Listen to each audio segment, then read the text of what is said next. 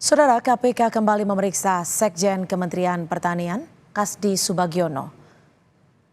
Pemeriksaan ini merupakan kali kedua bagi Kasdi setelah Selasa kemarin diperiksa selama 11 jam oleh KPK. Kasdi diperiksa sebagai saksi atas kasus dugaan korupsi di Kementerian Pertanian yang menyeret nama Syahrul Yassin Limpo. Nggak apa-apa dari sini kelihatan Bang Chandra Maci. Hingga kini KPK belum mengumumkan tersangka atas kasus dugaan korupsi di Kementerian Pertanian. Di saat yang sama, hari Rabu ini KPK menjadwalkan pemeriksaan terhadap ex-Mentan Syahrul Yassin Limpo. Namun Yassin Limpo meminta penjadwalan ulang pemeriksaan. KPK menyatakan pemeriksaan Yassin Limpo dalam kapasitas sebagai saksi. Kepala Bagian Pemberitaan KPK, Ali Fikri, menyatakan pemanggilan yang bersangkutan dalam kapasitas sebagai saksi tentu sebagai bagian dari kebutuhan melengkapi alat bukti dalam berkas perkara penyidikan perkara tersangka lain. Sebelumnya, KPK telah menggeledah sejumlah ruangan di kantor Kementan, termasuk ruangan kerja Syahrul Yassin Limpo. Bahkan, rumah dinas mantan Mentan itu tak luput digeledah KPK sebelum menggeledah kantornya. Saat penggeledahan dilakukan KPK menyita uang senilai 30 miliar rupiah. Kasus Yassin Limpo makin jadi sorotan saat status Yassin Limpo telah menjadi tersangka justru dilontarkan Menko Polhukam Mahfud MD. Proses hukum terhadap Yassin Limpo juga menyita perhatian karena saat ini Polda Metro Jaya tengah mengusut dugaan pemerasan pimpinan KPK terhadap Yassin Limpo. Tim Liputan Kompas TV. Saudara, kasus korupsi di Kementerian Pertanian belum juga ada tersangka. Status hukum mantan Mentan Syahrul Yassin Limpo juga belum ditetapkan KPK. Padahal puluhan miliar sudah disita dari rumah dinasnya. Spekulasi lambatnya proses penetapan tersangka korupsi Kementan ini kemudian banyak dikaitkan dengan kasus dugaan pemerasan yang dilakukan oleh pimpinan KPK. Benarkah penetapan tersangka kasus korupsi Kementan terganjal dengan dugaan kasus hukum pimpinannya? Apa yang harus ditunjukkan KPK dalam kasus ini? Kita akan ulas bersama peneliti Pusat Kajian Anti Korupsi UGM. Sudah ada Mas Zainur Rohman. Selamat petang Mas Zainur, terima kasih sudah bergabung bersama kami di Kompas Petang.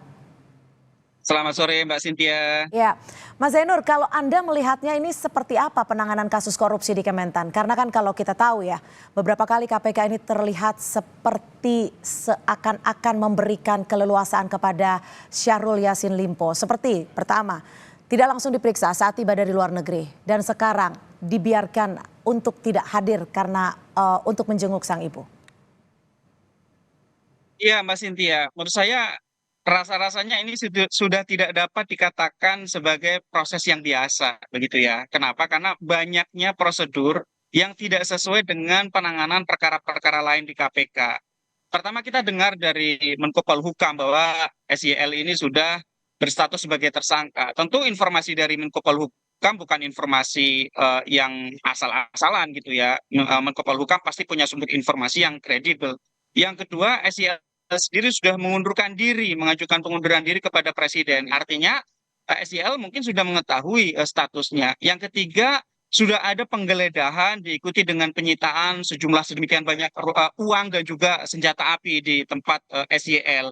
Tetapi sampai sekarang KPK tidak kunjung mengumumkan status SYL. Nah, soal status ini menurut saya juga punya korelasi dengan penanganan perkaranya. Kenapa? Karena seseorang yang masih bebas berkeliaran padahal mungkin nih gitu ya statusnya adalah status tertentu begitu ya, itu sangat potensial. Misalnya apa? Yang pertama adalah bisa mempengaruhi para saksi, yang kedua bisa menghilangkan barang bukti, yang ketiga bisa mengulangi perbuatan. Atau dalam konteks sekarang yang paling berbahaya dengan lambatnya KPK segera menetapkan status atau mengumumkan status adalah bisa buying time untuk adanya deal-deal yang melawan hukum antara SYL dengan FB. Kenapa? Karena diduga FB ini juga sedang berjalan proses hukumnya di Polda Metro Jaya. Tentu ini sangat berbahaya jika perkara hukum ya berlangsung di dua institusi yang berbeda, kemudian para pihaknya bisa menggunakan perkara hukum yang berjalan di dua tempat tersebut sebagai kartu as Ya. untuk saling mengunci, saling dijadikan sebagai trade off. Tentu ini sangat berbahaya dan dapat mempengaruhi upaya penegakan hukum yang profesional, Mbak Cynthia.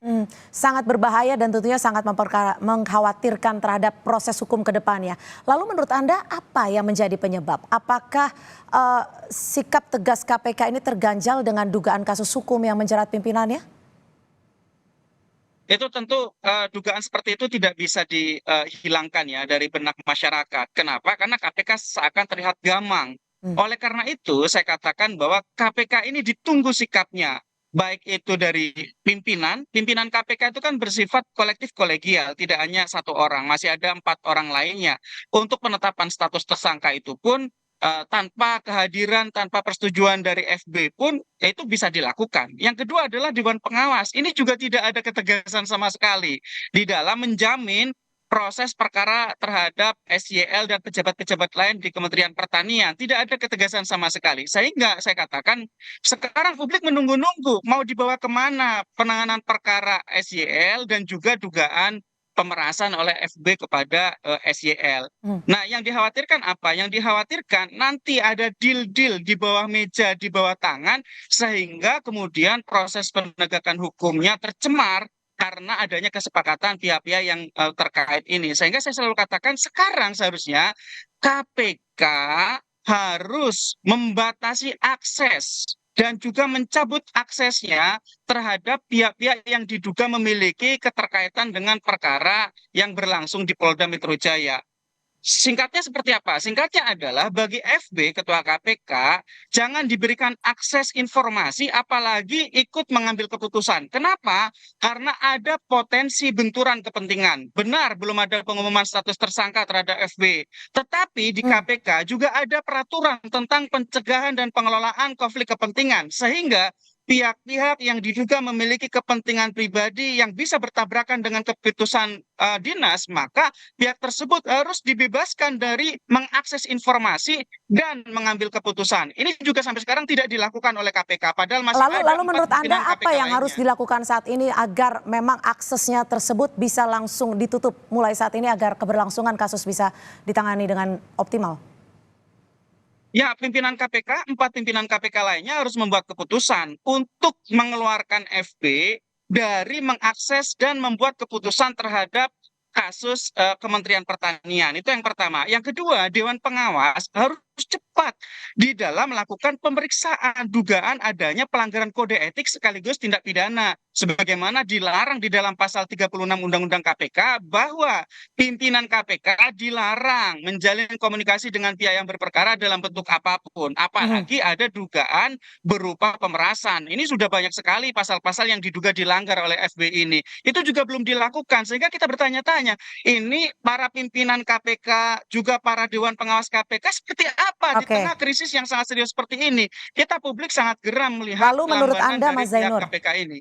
Ya, Menurut Anda, Mas Zainur, agar kasus Kementan ini lebih transparan dan bisa tuntas, menurut Anda apakah pimpinan KPK saat ini perlu mundur? sangat perlu. Kenapa? Karena meskipun memang undang-undang itu kan mewajibkan mundurnya kalau sudah berstatus sebagai tersangka. Tetapi sebagai bentuk upaya penghormatan kepada KPK sebagai institusi yang mempromosikan integritas, mengutamakan nilai-nilai integritas, maka pihak-pihak yang diduga melakukan pemerasan, artinya melakukan tindak pidana korupsi, harus mengundurkan diri. Seperti yang juga dilakukan oleh SYL sebagai Menteri Pertanian. Mundur mengajukan kepada Presiden untuk mengundurkan diri dan meminta perlindungan hukum. Itu adalah satu sikap gentle yang ditunjukkan oleh seorang pejabat publik yang lebih mengutamakan harga diri dan juga menjaga institusinya agar tidak terdampak atas perbuatan pribadi yang itu tidak ada kaitannya dengan kepentingan dinas. Sehingga kalau mentan saja mengundurkan diri, sudah semestinya Ketua KPK juga mengundurkan diri.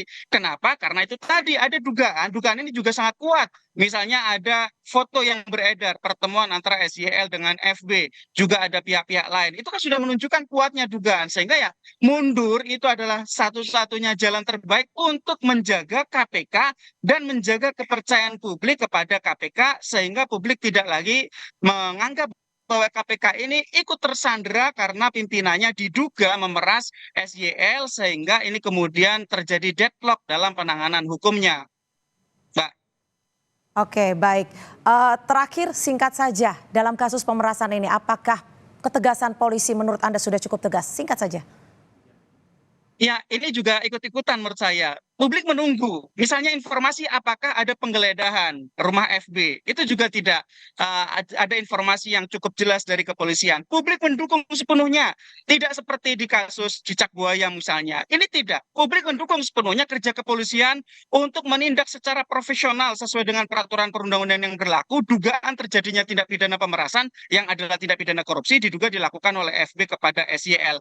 Itu kita tunggu betul dari kepolisian. Kepolisian saat ini tidak punya cara lain selain melakukan pemeriksaan perkara secara profesional dan segeralah juga membuat keputusan karena sudah naik ke tahap penyidikan, artinya sudah yakin ada tindak pidana, maka Ya, yang ditunggu oleh publik adalah pengumuman tersangka. Itu yang ditunggu-tunggu oleh baik. publik, Mbak Cynthia.